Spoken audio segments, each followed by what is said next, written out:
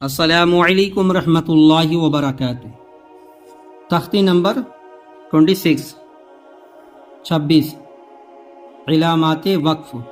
وقف کے معنی ہے ٹھہرنا، اسٹاپ۔ قرآن پاک پڑھتے پڑھتے کس طرح اور کہاں ٹھہرے کہاں نہ ٹھہرے، اس کے لیے نیچے لکھی ہوئی علامات قرآن مجید میں جگہ جگہ بنی ہوئی ہے۔ علامات اس کو کہتے ہیں آیت، اس علامت کو آیت کہتے ہیں، یہاں ٹھہرنا چاہیے۔ اور یہ تو ہے وقف مطلق کی علامت، اس پر ٹھہرنا چاہیے۔ وقف جائز، یہاں ٹھہرنا بہتر ہے، اور نہ ٹھہرنا بھی جائز ہے۔ یہاں وقف اس کو کہتے ہیں جہاں بنا رہے تو یہاں نہ ٹھہرنا بہتر ہے، ویسے اجازت ہے۔ صاد یہاں ملا کر پڑھنا چاہیے، لیکن اگر کوئی تھک کر ٹھہر جائے تو چھوٹ ہے، رخصت ہے۔ اور جہاں صلی بنا رہے، صلی یہاں ملا کر پڑھنا چاہیے، صل یہاں ٹھہرنا بہتر ہے۔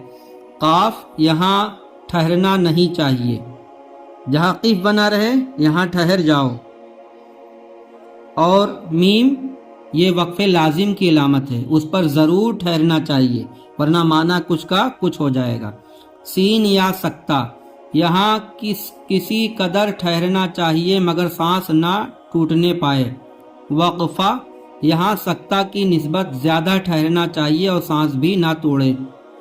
لام یہ علامت کہیں آیت پر ہوتی ہے، یہاں ٹھہریں یا نہ ٹھہریں مطلب نہیں بگڑتا، اور جہاں عبارت کے درمیان لام الف ہو وہاں نہ ٹھہرے، ورنہ مطلب بگڑ جائے گا۔